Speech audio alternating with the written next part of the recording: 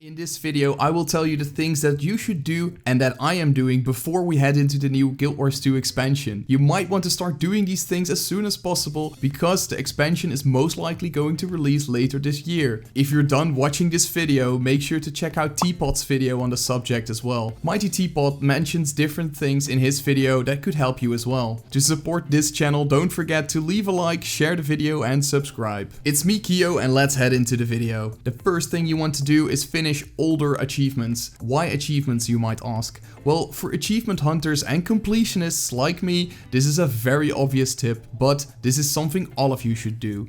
This is because you can obtain exclusive skins when you complete a set of achievements. Also, with the more recent Living World episodes in the Icebrood saga, you can even unlock emotes. Take for example the Play Dead emote. You can also obtain these through PvP, but not everyone favors this method. Having these skins or armor sets allow you to mix and match with the new armor sets you can unlock in the End of Dragons expansion. Of course, you want to mix and match your armor to have the most awesome look, but why would you want to complete these achievements now? This is because people are currently doing or redoing these pieces of content. When the new expansion hits, most people will shift their attention to the End of Dragons and Kantha. The population on these older maps will significantly drop, and over time people will return to these old maps, but for the first couple months people will sit in Kantha most of the time. If you are a real completionist and you need to get an achievement from a world boss, it's best to do that now when there are a lot of people around. So make sure to complete as many achievements as possible in older Living World maps and the Icebrood saga. This will ensure that you have the most opportunities to mix and match when the expansion releases. And that brings me to my next point. Collect skins. Of course, you can collect skins later, but like I've said, you want to mix and match your new End of Dragon skins with your older skins. Because as you know, playing Fashion Wars is a true endgame. Make sure to unlock the armor sets you can craft as a tailor, armor smith or a leather worker. And the same thing goes for the weapon skins that you can unlock as an artisan, weaponsmith or huntsman. Weapon and armor skins that you can get from Karma or collections are also worth checking out. To get a nice overview of the skins you have not yet unlocked, you can check out Guild Wars 2 Efficiency by creating an API key in your ArenaNet account and link that API key to Guild Wars 2 Efficiency. You get a good idea of the skins you still need. It even comes with a preview option, a link to the wiki and prices on the trading post. So if you see a piece of armor that you haven't unlocked yet, you can easily see its name and buy it from the trading post. Or even better, you could go out there and collect them yourself. The link to Guild Wars 2 Efficiency is in the description. And as you might have guessed, you also want to level your crafting professions. End of Dragons will most likely have a ton of new recipes to craft new items with. It would be nice to craft those items right away.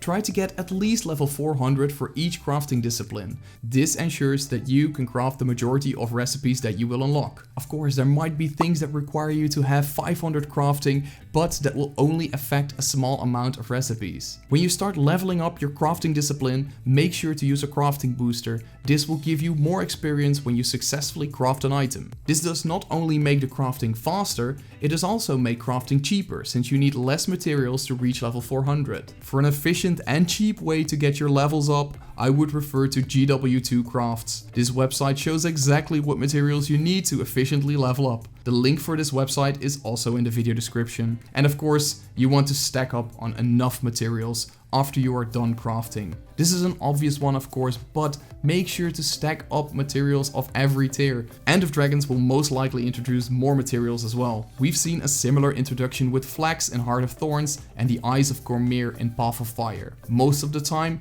you use these new materials with older materials to craft items. Now, how should you collect these materials? A great way of collecting tier 6 materials is by doing meta events like Dragonfall. The currency you collect, volatile magic, can be exchanged for tier 6 materials. Tier 6 materials like Veils of Powerful Blood are usually very pricey on the trading post. So you want to buy as little as possible of these materials and avoid sinking all your gold in these materials when you want to craft something new. A good way to obtain lower tier materials is by doing Drizzlewood Coast and Dragon Response missions. These lower tier materials can also be somewhat pricey if you need them in bulk. Take for example a silk scrap, a tier 5 material, which currently goes for a bit of copper on the trading post. And if you compare that to linen scraps, a tier 4 material, which goes for about 1 silver now, that's quite the difference.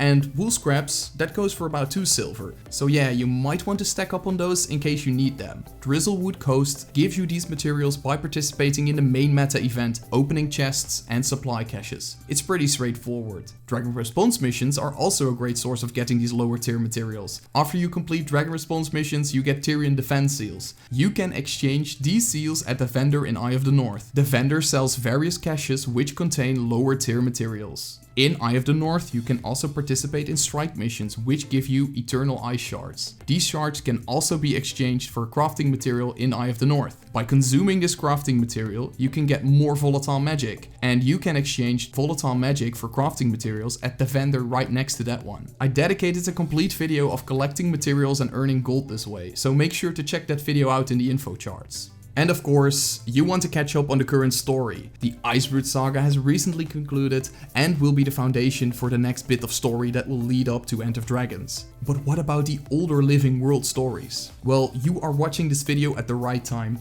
Right now, the older Living World stories are re-released on a weekly basis. Before that, you could only replay these older episodes if you bought them from the gem store. Usually, they weren't too expensive, but hey, you can get them for free now by just logging in. Upon logging in, you will receive a mail if you are eligible to unlock these free episodes. Just accept the mail and you are good to go. You can activate these stories in your hero panel. We don't know the exact date of all releases, but that shaman put a schedule together. So if you recently joined the game, you can replay all these older stories for free. Keep in mind that season 1 and 2 don't require you to have the expansion, but from season 3 and onwards, you need the expansions to play the stories. These stories are also a great way to obtain new skins and achievements. Just last night, I saw a friend and a guildie get a 7-year-old achievement. So make sure to catch up on the story before the End of Dragons expansion releases, especially if the episodes are free. The last thing I want to suggest is to get a second set of armor, or even better, get legendary armor. The reason you want to have a second set of armor is that you can adapt to a specific situation. But what if there is a mode where you have one tank and the rest of your group is DPS? Then it's good to have either a set with Berserker stats for power damage,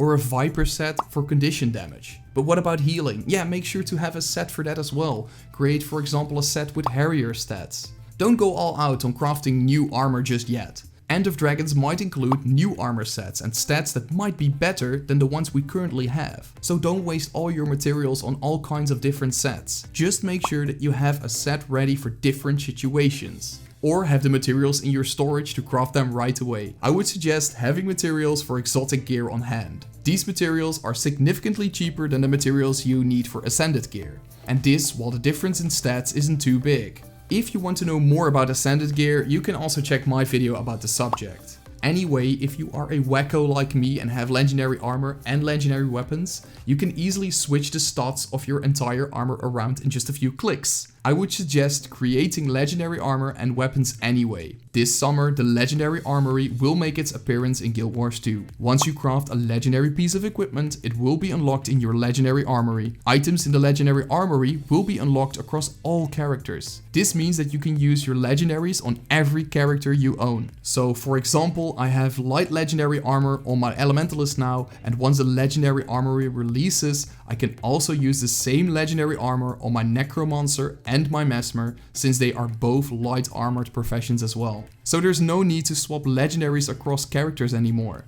And that is all that I have for you guys right now. Do you have any other suggestions to prepare yourself for the next expansion? Make sure to leave them in the comments. And for now, thanks for watching and I'll see you guys in the next one. Peace!